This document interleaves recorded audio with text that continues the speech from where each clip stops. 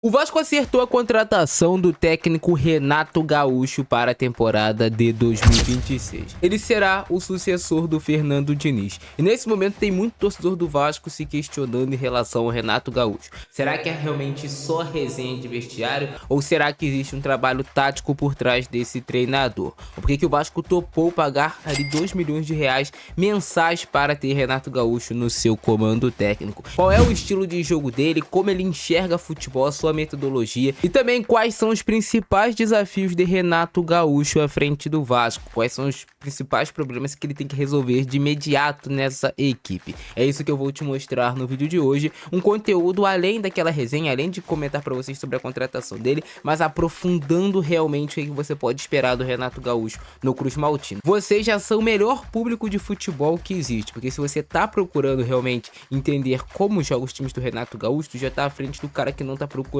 sobre isso, que depois vai criticar só por criticar, sem saber realmente o que tá acontecendo. Então vocês já são o melhor público que existe de futebol.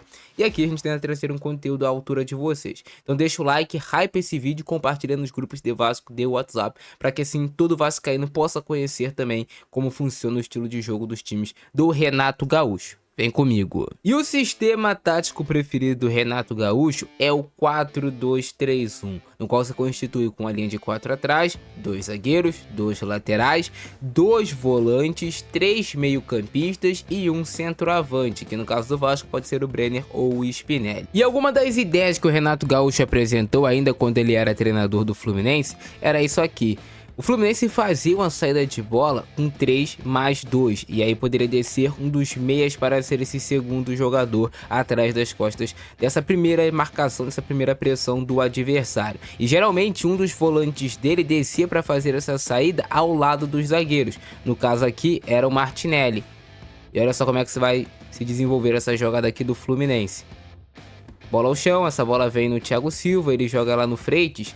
Eu quero destacar para vocês como o Renato Gaúcho gosta de ter esses encaixes para ter superioridade numérica pelos lados do campo. Tu vê, ele tendo o Soteldo, ele tendo o Fuentes, ele tendo aqui o Nonato e o Freitas. Então ele tem 4 opções aqui pelo menos de passe, buscando ter superioridade numérica nesse setor. Enquanto o Cruzeiro tem somente 3 jogadores. Essa bola vai vindo do Freitas, vem um passe forte, o Soteldo consegue dominar, e aí outra característica dele que pode alternar também. Muitos times jogam dessa maneira atualmente, mas tu vai ver um desenrolar dessa jogada como vai ser importante esse encaixe, de você ter o lateral jogando por dentro, no caso o Fuentes, enquanto o extremo tá mais gente em linha lateral, e do outro lado a mesma coisa, o Arias que era o extremo mais gente em linha lateral e o Samuel Xavier caindo por dentro.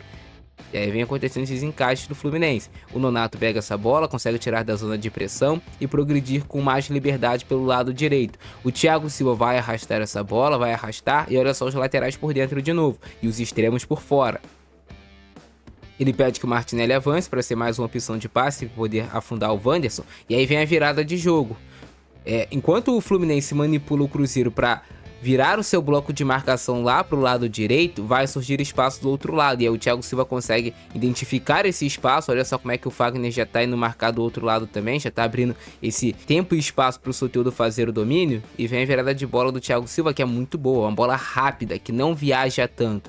E aí o Soteldo já tem uma situação de mano a mano de 1 contra 1. O Christian vai vir ajudar também. Só que aí outro ponto que é muito interessante a gente destacar dos times do Renato Gaúcho é isso aqui. Ele trabalha muito essas associações entre o extremo e o lateral, e aí pode inverter o lateral por dentro ou o extremo por dentro, depende da situação do jogo, até mesmo para você tentar fazer esse desencaixe na marcação adversária. Mas ele faz muito isso, essas tabelas, essas triangulações pelo lado do campo, e aqui vai sair essa tabela, olha só.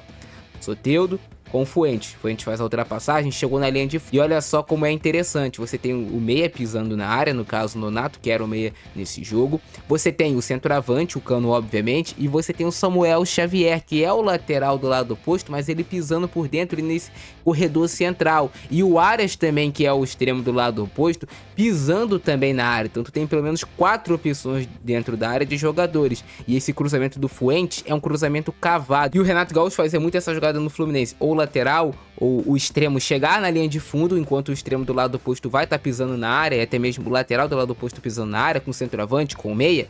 E aí essa bola, esse cruzamento costumava vir mais cavado lá no segundo pau. Enquanto a zaga está se movendo para afundar, o cruzamento vem cavado no segundo pau para o jogador ter espaço para buscar essa finalização. No caso aqui foi o John Arias, mas o lance foi bloqueado, mas foi uma jogada muito bem trabalhada. E algumas características do jogo do técnico Renato Gaúcho também aparecendo aqui. Agora eu vou mostrar para vocês um exemplo de encaixe de marcação do time do Renato Gaúcho. Geralmente ele marca num 4-4-2, bloco médio, pode ser também bloco baixo, dependendo da situação do jogo, e também pode ser um bloco alto, buscando a marcação, pressão em cima do adversário, principalmente quando você está jogando dentro de casa, buscando ser propositivo, recuperar logo essa bola lá no campo de ataque. Então o Renato Gaúcho ele consegue marcar dessas três formas. Nesse exemplo aqui ele está com um bloco mais médio, mas vai começar a pressionar, o Arias pressiona, até porque o Fluminense precisava do resultado, e aí vem o salto, né, do extremo do lado que a bola tá. No caso, no Vasco, pode acontecer com o Andrés Gomes. Ele é um cara muito saltador, que muitas vezes consegue recuperar essa posse de bola. Aqui no Fluminense é o Serna, vai saltar para tentar forçar o erro do adversário. E aí vem os encaixes de marcação, até você conseguir buscar ter essa superioridade numérica, tirar toda a linha de passe do adversário, como vai acontecer nesse caso aqui. Encaixou 3 em cima de 1, tirou todas as linhas de passe praticamente, para jogar para trás, para jogar para frente, e até mesmo aqui o Matheus Pereira já estava marcado. E aí você consegue recuperar essa bola forçando o erro do adversário e o Fluminense acaba ficando com essa posse de bola.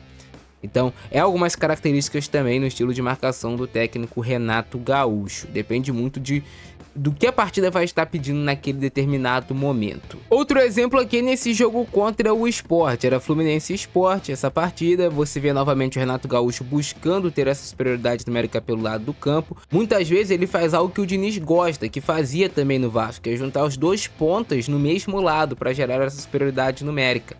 Olha só, tu vê aí o Canóbio e tu vê o Arias do mesmo lado, com um dos volantes dando apoio, com o lateral dando apoio, e aquela jogada tradicional, buscou superioridade numérica, tabela entre o ponta, entre o lateral, às vezes pode se aproximar um meia também, ou um volante, e aí vem um cruzamento lá do lado oposto. No caso você tem aqui o Ganso fechando, junto com o Everaldo também.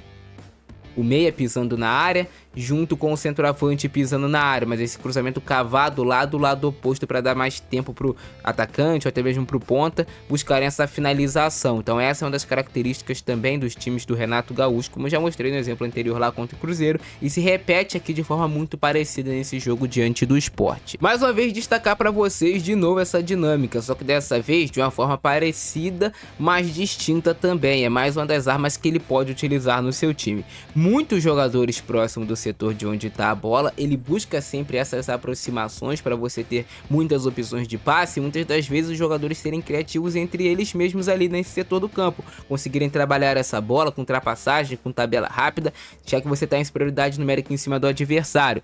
O Samuel Xavier fixando por dentro, com esse lateral por dentro, que é uma dinâmica interessante, e o extremo lá por fora. Para que ele faz isso? Se ele juntar muitos jogadores desse lado do campo, provavelmente o adversário vai ser obrigado também a colocar muitos jogadores nesse setor, porque se o adversário não colocar ou buscar pelo menos igualar, você vai ter mais jogadores e a jogada pode se desenrolar pelo aquele mesmo lado, por troca de passes, triangulações e tudo mais nesse jogo associativo.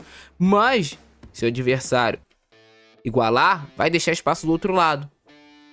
E aí pode vir essa virada de bola. No caso, aí vem aqui com o Martinelli, buscando o extremo do lado oposto em uma situação de mano a mano, de 1 contra 1. E aí você vai buscar essa vantagem qualitativa, que é, você tá no mano a mano no 1 contra 1, mas se o teu jogador tem qualidade, ele vai passar nesse lance aqui, como no caso o Arias vai conseguir, para buscar o cruzamento do lado contrário.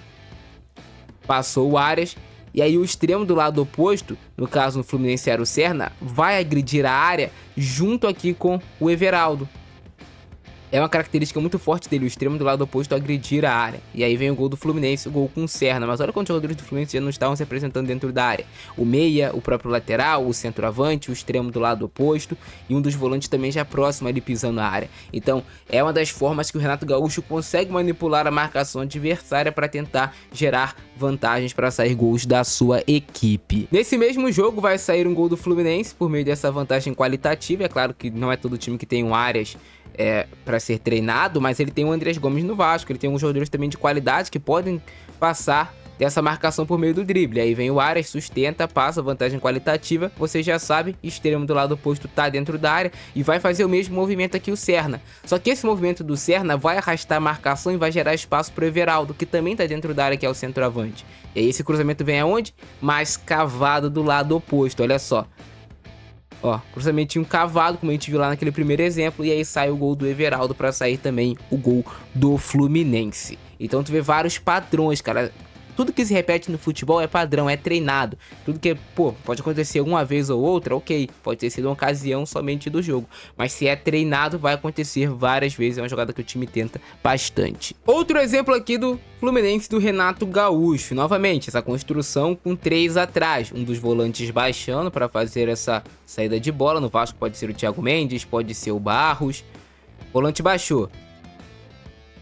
Laterais por fora, nesse caso aqui dando amplitude, eu já destaquei para vocês que podem acontecer essas trocas, do lateral tá por dentro, do lateral tá por fora dando amplitude, e aí quando o lateral tá por fora, quem vai estar por dentro, por exemplo, são os extremos, e aí aqui no caso é o Arias e é o Serna, e aí você tem aqui centralizado o Everaldo, essa bola vai chegar no Samuel Xavier, dando amplitude pelo lado do campo, ela carimba aqui no John Arias e aí o Samuel Xavier se movimenta, ele não fica estático. E aí vocês vão reparar agora esse ataque à profundidade, a última linha do adversário. E o Samuel Xavier tá com tempo, tá com espaço, tá com essa bola descoberta.